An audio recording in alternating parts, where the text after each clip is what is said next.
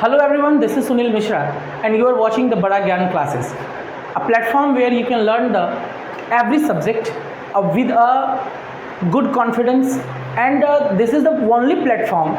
Actually, I would like to say this is not only a platform, this is called the supermarket of education, because here you can learn every subject for every classes. And today in this session, we will study about the spoken classes, which is so essential for every student, either he belongs to the any class or any board. Because you know that what's the importance of English nowadays. If you have a knowledge of every subject, but if you are not good in English speaking, then you will not be called a very good students. And this is not only for important for the only students who are preparing for any kind of examination or studying in the class 9 to 12 or graduation. Even it is also very important for the all students nowadays, because English speaking, this is the demand of time. Actually, this is called the icon of our good personality, icon of education. So definitely we will have a knowledge of English speaking, because if you will learn English, then you will get a different kind of power and it will give you a good confidence among the people. If you will speak English in front of some people, then definitely you will feel that, oh wow, definitely something I have that is required by this whole world. तो इस session में की शुरुआत हम करेंगे, और actually इससे पहले भी हम जो है बड़ा ज्ञान क्लासेस के बैनर तले हमारा पहले भी कुछ स्पोकन क्लासेस का वीडियो अपलोडेड है. तो if you are the first time visited this class, then first of all you need to watch that class. तो आप पहले उस क्लास को देख लें. And definitely if you would like to join our this Bada Gyan classes family, then you will have to do some very little work, and for that you have not to pay any single rupee. और वो काम है कि आपको like करना है, आपको subscribe करना है, और हाँ आपको शेयर करना बिल्कुल ना भूलें, because that will motivate the whole बड़ा ज्ञान classes team, and we will try our level best to work better and better and better, and that will be so beneficial for you. So once again, like, subscribe and share. तो आज के हम session की शुरुआत करते हैं, जहाँ पर कि हम स्पोकन क्लासेस में हम पहले क्लास में देखें कि क्या कुछ स्टम्बल्स होते हैं, क्या कुछ प्रॉब्लम्स का सामना हमको करना पड़ता है. आज जो हम एक ग्रामर का चैप्टर लेकर के आते हैं, और उस ग्रामर के चैप्टर से हम यहाँ के सेशन की शुरुआत करते हैं. और ये बहुत ही इम्पॉर्टेंट चैप्टर होता है ग्रामर का, और ख़ास तौर पे ये चैप्टर जो है, चाहे आप रिटेन पर हो, चाहे आप स्पोकन पर हो, चाहे आप लिटरेचर पर हो, चाहे आप कुछ भी पर हो, उसके लिए ये ग्रामर का जो हमारा चैप्टर है वो बहुत ज़्यादा ज़रूरी होता है, क्योंकि इसके मदद से हम सेंटेंस को फॉर्म करने में हमें मदद मिलती है. उस चैप्टर का हमारा नाम है मॉडल्स.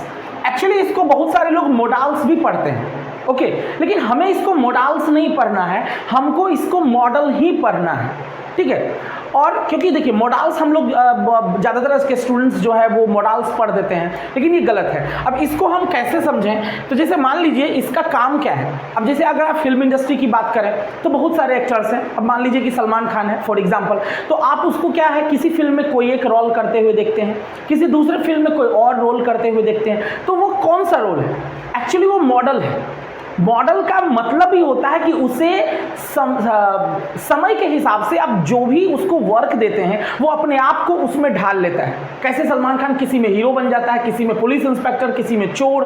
तो क्यों? क्योंकि उसे जो रोल दिया गया. तो हमारे इस मॉडल्स का भी काम जो है कुछ ऐसा ही है कि इसे जिस तरह के सेंटेंस में डाला जाता है, वो सेंटेंस के रिक्वायरमेंट के आधार पे अपना मीनिंग बदल लेता है. हालांकि यहाँ पे एक डिस्क्लेमर वाली बात है कि याद रखने वाली बात है कि word meanings in English always changes its meaning according to the requirement of the sentence. Requirement के आधार पे हमारा जो वर्ड मीनिंग है वो ऑटोमेटिकली चेंज हो जाता है. तो यहाँ पे हम जो है पढ़ेंगे पूरे मॉडल्स के बारे में. पूरा सेशन को बड़ा ही ध्यान से देखना है, और हाँ ज़्यादा लंबा नहीं करेंगे ताकि आप पूरे सेशन को बड़े आसानी से पढ़ सकें, समझ सकें. एक बार ना हो, 2, 4, 5 बार आप इसे देखें. एंड उसके बाद भी if you will get any kind of the problem, my comment box is always waiting for you. Modal auxiliary जो होते हैं वो हमारे 13 होते हैं. कौन कौन? Can, may, shall, will, could, might, should, would, must, ought to, इसको out to नहीं पढ़ना है, इसको ought to पढ़ना है, ought to, used to, need and dare, ये 13 को ही हम लोग मॉडल्स के नाम से जानते हैं। और एक्चुअली ये भी वर्ब का ही रूप है, एक्सुलरी वर्ब के ही रूप हैं। एक हमारा लेक्सिकल वर्ब होता है, दूसरा हमारा ये जिसके अंतर्गत एक प्राइमरी वर्ब हो गया और एक हमारा मॉडल एक्सुलरीज हो गया। तो ये हम modal auxiliaries and this is also a part of verb, क्योंकि इससे भी किसी काम के करने या होने को ही सपोर्ट किया जाता है। सो दैट्स व्हाई इसको भी हम लोग वर्ब्स के ही नाम से जानते हैं। इसमें कुछ एक रूल्स हैं। पहला है कि modals are used only as a helping verb, यह जो है एक हेल्पिंग वर्ब के तौर पे ही यूज होता है। फॉर एग्जाम्पल अगर हम बात करें तो आई कैन हेल्प यू, तो यहाँ पे मॉडल क्या है हमारा वर्ब, तो मॉडल वर्ब यहाँ पे हमारा हो गया कैन। दूसरा क्या है, it has not verb forms, जैसे बाकी जब हम कोई वर्ब यूज करते हैं, अप्लाई करते हैं, तो उसका वर्ब फॉर्म होता है verb 1, verb 2, verb 3, verb 4, verb 5। इसके कोई भी वर्ब फॉर्म नहीं होते हैं। So it has same face with every person, इसलिए ये इसका रूप जो है कभी भी परिवर्तित नहीं होगा, चेंज नहीं होगा, ये सेम तरह से अप्लाई होंगे। और अगला है हमारा टू, जो है दो खास तरह से हमारा मॉडल एक्सुलरीज हैं जिसके साथ ये टू का प्रयोग होगा। पहला हमारा ought है और दूसरा हमारा used है। ये दोनों जब भी आएंगे अपने साथ टू को लाएंगे, यानी ought to होता है और used to होता है। तो ये हमको कुछ बनाते वक्त ध्यान रखना है। अब हम एक एक करके इन सभी 13 का यूज देखेंगे, क्योंकि हर का यूज जो है, सभी मॉडल एक्सुलरीज का यूज जो है अलग अलग जगहों पे अलग अलग तरीकों से देखने को मिलता है। हम पहले यूज के तौर पे देखते हैं कैन। कैन का हम यूज कहाँ पे करते हैं? जनरली हम लोग जानते हैं कि कैन से जो है पॉसिबिलिटी, पावर का यूज होता है। I can do this word, तो यहाँ पे हम लोग कैन का अप्लाई करते हैं। और एक्चुअली कैन और मे में बड़ा कन्फ्यूजन है, लेकिन उस कन्फ्यूजन को हमको यहाँ से सिंपल तरीके से समझना है कि एक्चुअली कैन जो है वो कोई भी एक पावर का यूज करता है, पावर को एक्सप्रेस करता है। लेकिन मे जो है वो थोड़ा पोलाइट होता है। जैसे आई कैन, अब हम अगर हमें परमिशन लेना हो, अगर हम किसी के रूम में जाना हो, तो हम ये वहाँ पे अप्लाई नहीं कर सकते कि can I come in. Can I कम इन का मतलब हो जाता है कि क्या मुझे अंदर आने की क्षमता है, पावर है, ताकत है। तो उसके जगह पे हम मे का यूज़ करते हैं, मे आई कम इन। यानी कैन और मे का जो बेसिक डिफरेंस है वो ये है कि कैन जो है पावर को शो करता है कि हाँ मेरा ताकत है कि हम अंदर आ सकते हैं, जबकि मे जो है वो ये शो करता है कि हमको रिक्वेस्ट करना है, रिक्वेस्ट से हमको अंदर जाना है। If the person who is inside the room, if they will allow then I can go, otherwise I haven't a power और authority to go under the room. तो ये चीज़ हमको देखना है। और यहाँ पे कैन में जो है हमारा सबसे पहले ऑब्वियसली पावर, एबिलिटी, कैपेसिटी। जैसे I can lift this box, मैं इस बक्से को उठा सकता हूँ, तो ये क्या शो करता है? ये मेरी कैपेसिटी को शो करता है कि हाँ मेरे अंदर उतनी ताकत है कि मैं इसको उठा सकता हूँ। उसके बाद है परमिशन। परमिशन के सेंस में जो है, अब परमिशन के सेंस में अभी आप यहाँ पे एक सवाल करेंगे कि अभी तो आप बताए थे सर कि परमिशन के सेंस में हमको मे अप्लाई करना है, but how can I use can? Of course I can use can. कब? उस कंडीशन में जबकि सामने वाला बैठा हुआ हर व्यक्ति मेरे से छोटा हो, मेरे से जूनियर हो, तो वैसी परिस्थिति में हम परमिशन के लिए भी कैन यूज कर सकते हैं, क्योंकि वहाँ पे मेरे से कोई बड़ा नहीं है। Can I come in? Yes of course I can say. लेकिन अगर वहाँ पे मेरे से बड़ा है तो मे आई कम इन। और अगर वहाँ स्पेस बैठा हुआ हर व्यक्ति मेरे से छोटा है, मेरे से जूनियर है, तो कैन आई कम इन, क्योंकि वहाँ पे सिर्फ औपचारिक परमिशन बचा है कि हाँ भाई हम आ सकते हैं अंदर, तुम लोग तैयार हो। लेकिन अगर वही हमसे बड़ा है तो हम मे यूज करेंगे। तो परमिशन के सेंस में भी वी कैन यूज। उसके बाद है थ्योरेटिकल पॉसिबिलिटी, सैद्धांतिक संभावना कि ए सेंट कैन नॉट स्पीक लाई, ये एक संभावना है। उसके बाद हमारा कोई भी एक हैबिट है, और फिर कोई भी एक नेचर, प्रकृति, प्रवृत्ति, वैसे सेंस में भी हम कैन का यूज कर सकते हैं। लेकिन अगर हम मोस्टली देखें कैन का यूज, तो ऑफकोर्स कैन जो है हमारा कैपेसिटी, कैपेबिलिटी, पावर को एक्सप्रेस करने में हम इसका इस्तेमाल करते हैं। ये पूरे चैप्टर को बड़ा ही ध्यान से समझना है क्योंकि ये बहुत VVI है। उसके बाद हम आते हैं कुड। तो सिंपल सी बात है कि कुड जो है ना वो कैन का ही पास्ट फॉर्म है, तो इसीलिए with the past tense form of can, यानी जहां पे कैन होता है प्रेजेंट में यूज, वही सेम जगह पे अगर हम कुड को यूज करते हैं तो वो सेंटेंस को पास्ट में होना चाहिए, उस काम को पास्ट में होना चाहिए। He could do that work है। अगर कोई काम पास्ट में हो चुका है और वहां पे हम उसकी पावर को शो कर रहे हैं, उसकी कैपेसिटी को शो कर रहे हैं, तो हमको वहां पे कुड अप्लाई करना होगा। कोई भी पास्ट एबिलिटी, जैसे कि मान लीजिए कि कोई पहलवान है, पहलवान अपने ज़माने में था, तो अब हम उसके लिए कैन तो नहीं यूज़ कर सकते कि ही कैन बीट 10 पर्सन, नहीं, क्योंकि आज वो नहीं पीट सकता है। लेकिन हम वहाँ पे ये लगा सकते हैं कि ही कुड बीट 10 पर्सन, तो वहाँ पे हम लगा सकते हैं। क्यों भाई? क्योंकि पास्ट एबिलिटी उसका था। उसके बाद कुड का एक बहुत ही बेहतरीन इस्तेमाल होता है पोलाइट रिक्वेस्ट में। अब पोलाइट रिक्वेस्ट में क्या, जैसे could I smoke here please, जैसे कि ये बहुत ज़्यादा, अगर हम बोलते हैं कि मे आई स्मोक हियर, तो वो पोलाइट है मगर बहुत ज़्यादा पोलाइट नहीं होता है। और अगर कहीं पे जो कि हमको संभावना है कि मेरा जो रिक्वेस्ट है वो इनकार कर दिया जा सकता है, इसकी पॉसिबिलिटी ज़्यादा है, तो वैसी परिस्थिति में हम बहुत ही गिड़गिड़ाते हुए बोलते हैं, तो उस गिड़गिड़ाने के सेंस में हम यहाँ पे कुड का यूज़ करते हैं कि could I smoke here please, क्या मैं यहाँ स्मोकिंग कर सकता हूँ, हैं? तो कुड का यहाँ पे प्रेजेंट में यूज हो जाएगा। वो इसलिए हो जाएगा क्योंकि पोलाइट रिक्वेस्ट के सेंस में हम कुड का इस्तेमाल करते हैं। अगला है हमारा मे।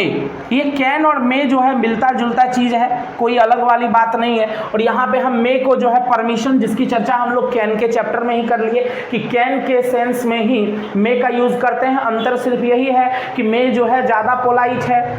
मे का इस्तेमाल अपने से बड़ों के साथ करना होता है, अपने से सीनियर्स के साथ करना होता है, और अपने से जूनियर्स के साथ हम मे का भी यूज कर सकते हैं। लेकिन अगर हम वहाँ पे कैन का भी यूज़ करते हैं तो भी गलत नहीं है। उसके बाद पॉसिबिलिटी प्लस अनसर्टेनिटी। अब ये क्या हुआ बात भाई? तो अब एक सेंटेंस लेते हैं, इट मे रेन टुडे। अब यहाँ पे क्या है? पहला चीज पॉसिबिलिटी, हम बादल देखे, आकाश में क्लाउड देखे, तो हमको लगा कि भाई बारिश होगी, है? लेकिन अब बारिश होगी वो तो मेरे हाथ में नहीं है, तो वो अनसर्टेन है। तो पॉसिबिलिटी प्लस अनसर्टेनिटी, यानी संभावना भी है और अनिश्चितता भी है, तो उस सेंस में हमको जो है किसका इस्तेमाल करेंगे? तो हम वहाँ पे मे का इस्तेमाल करते हैं। It may rain today, he may come today. अब ही मे कम टुडे क्या? कोई स्टूडेंट है, आप ही से पूछा कि क्या वो आज आएगा आपका दोस्त, तो आप वहाँ पे बोल सकते हैं ही मे कम टुडे। अब क्यों बोलते हैं? क्योंकि कल वो आपको बोला था कि हम कोचिंग आएंगे, लेकिन आप उसके मालिक नहीं हैं, तो इसलिए आप कंफर्म नहीं है कि वो आएगा।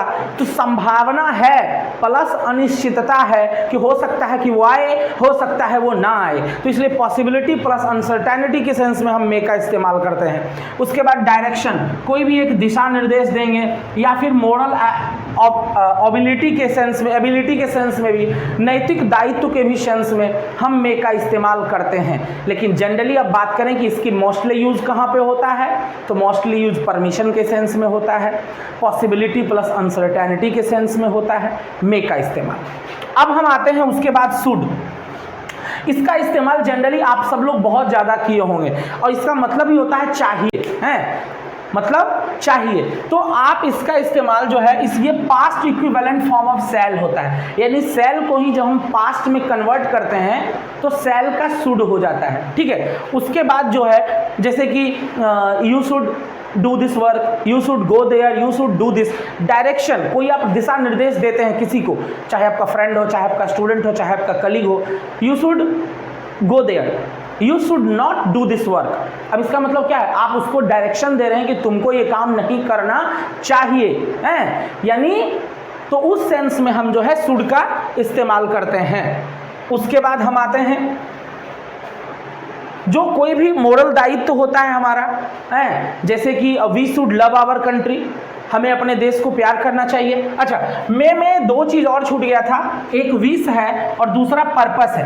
विश मतलब होता है कोई भी इच्छा, है, कोई भी हमारी ऐसी इच्छा जो कि हम पूरा करना चाहते हैं, मे आई विजिट दैट प्लेस, तो वो हमारी इच्छा है कि क्या हम उस जगह पे जाएं, जा सकते हैं या नहीं।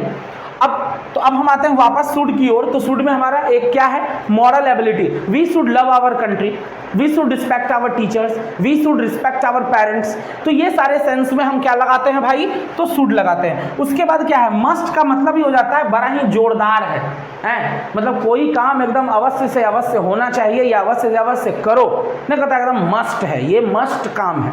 तो मस्ट का मतलब ही हो जाता है एकदम जोरदार। तो वो मस्ट का हम पहला क्या करता है, order, you must do this work. Generally अगर हमसे जो बड़े होते हैं, जो हमसे सीनियर्स होते हैं, वो हमको ऑर्डर देते हैं, और वो ऑर्डर क्या होता है, मस्ट के सेंस में होता है। जैसे आपको टीचर ने कहा कि you must prepare for the examination, you must read this lesson, you must make this translation.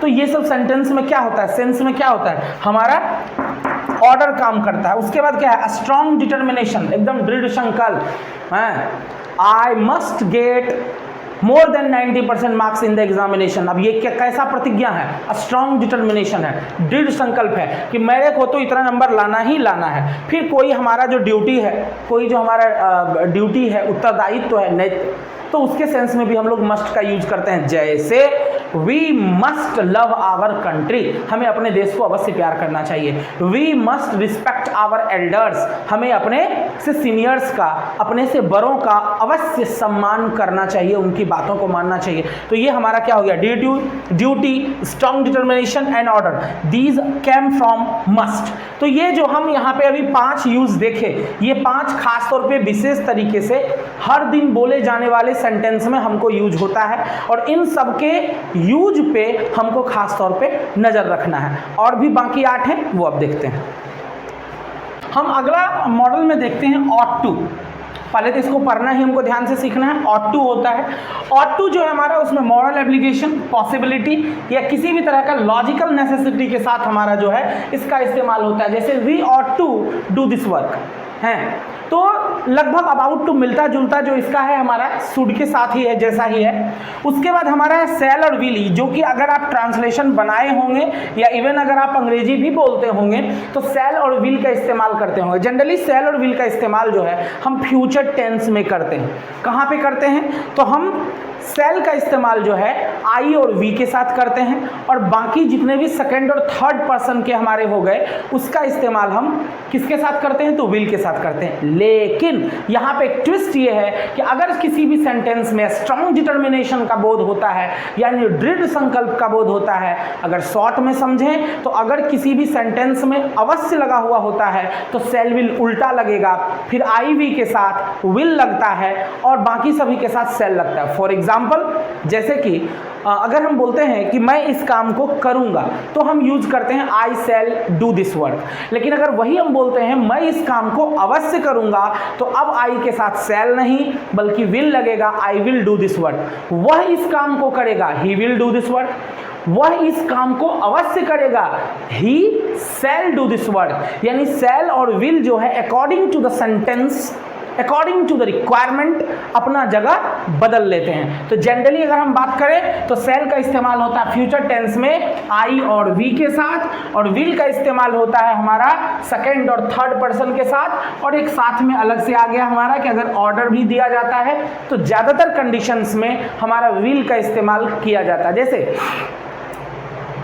You will do this work, you will study this, you will go there, तो उस तरह के सेंटेंस में। अगला हमारा आता है वुड। वुड का अगर आप नरेशन बनाए होंगे यानी डायरेक्ट और इनडायरेक्ट स्पीच बनाए होंगे ग्रामर में, तो वहाँ पे आप जो है इसका इस्तेमाल किए होंगे शैल और विल के रिप्लेसमेंट के तौर पे। शैल और विल के जगह पर आप वुड का इस्तेमाल किए होंगे। साथ ही साथ प्रोबेबिलिटी यानी संभावना के सेंस में, जैसे would you like to do this work, क्या आप इस काम को करना चाहेंगे, है प्रोबेबिलिटी है, संभावना है, तो वहां पे हम वुड का इस्तेमाल करते हैं। उसके बाद हमारा आता है माइट, ये मे का ही पास्ट फॉर्म, जैसे कैन का पास्ट फॉर्म में हम कुड इस्तेमाल करते हैं, उसी तरह से मे के पास्ट टेंस फॉर्म में हम क्या लगाते हैं, तो माइट का इस्तेमाल करते हैं। कुड के जैसा ही इसमें भी पोलाइट रिक्वेस्ट है, जैसे हम लोग कुड में पढ़े थे कुड आई स्मोक हियर, तो उसके रिप्लेसमेंट में हम माइट आई स्मोक हियर भी बोल सकते हैं। और साथ ही साथ परमिशन के लिए भी हम, क्योंकि ये मे का ही सेकेंड फॉर्म है, इसलिए हम माइट का भी इस्तेमाल कर सकते हैं। अगला है हमारा यूज टू, ये जनरली हम लोग पास्ट हैबिट को एक्सप्रेस करने के लिए करते हैं, जैसे he used to smoke, he used to drink, he used to live in this room, है वह इस रूम में रहा करता था, वह सिगरेट पिया करता था। ये क्या है, यानी वो आज नहीं कर रहा है या कर रहा है तो नहीं पता, लेकिन पास्ट हैबिट के बारे में कंफर्मेशन है, so that's why we will have to use used to in such kind of sentences। उसके बाद हमारा दो और टेंस होते हैं, दो और यूजेस हैं जिसको कि हम लोग देखते हैं। दो और जो हमारा यूज है उसको हम लोग किस नाम से जानते हैं, तो ऑब्वियसली उसको में जो है हमारा, हाँ उसमें जो है हमारा अगला जो रूल है उसको हम लोग नीड के नाम से जानते हैं। अब नीड क्या है, नीड का मतलब ही होता है जरूरत, है जो जरूरत को एक्सप्रेस करे, जैसे I need this pen, I need this book, I need a dictionary, है he needs to go there, उसे वहाँ जाने की ज़रूरत है। तो जहाँ पे ज़रूरत का सेंस होगा वहाँ पे हम लोग नीड का इस्तेमाल करते हैं। और 13 नंबर में हम लोग डेयर का मतलब ही होता है हिम्मत, यानी करेज, यानी जहाँ पे ऐसा सेंटेंस होगा जहाँ पर कि हमको जैसे आप अक्सर हाँ फिल्मों में भी आप सुने होंगे ये लाइन कि how dare you to do this work, मतलब तुम्हारी हिम्मत कैसी हुई ये करने की, हाँ he dares to do this work, उसे यह काम करने की हिम्मत है। तो ये नीड और डेयर, इसका इस्तेमाल जनरली बहुत कम हम देखने को मिलता है मॉडल एक्सोलॉजीज में, लेकिन चूंकि मॉडल एक्सोलॉजी के ही भाग हैं सो हमें इसे भी पढ़ना है। नीड का मतलब होता है कोई भी नेसेसिटी को जब हम एक्सप्रेस करते हैं, जरूरत को जब हम एक्सप्रेस करते हैं तो वहाँ पर हम नीड का इस्तेमाल करते हैं। और करेज का जब हम बोध कराएंगे, करेज को जब हम एक्सप्रेस करेंगे तो हम वहां पे डेयर का यूज करते हैं।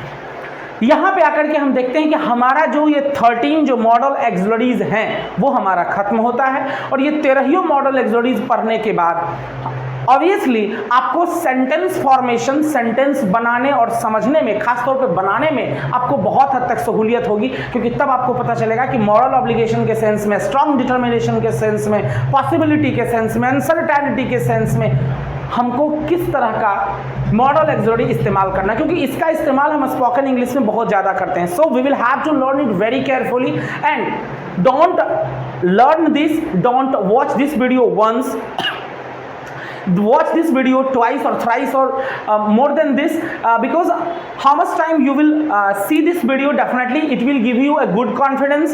So if you will get any kind of the queries or if you will get any kind of problems, then just write down your problem in the comment section, comment box, and your all suggestions are mostly welcome to the Bada Gyan classes, and definitely your this work will encourage us to do something better for you. So इस video को आप ज़्यादा से ज़्यादा देखें, इसे ज़्यादा से ज़्यादा शेयर करें, एंड ऑब्वियसली लाइक और सब्सक्राइब करना नहीं भूलें। We are always with you and the Bada Gyan classes is always planning to do something extraordinary for your better improvement. So thank you so much for watching this video and we will meet very soon in the next class of spoken. Thank you so much.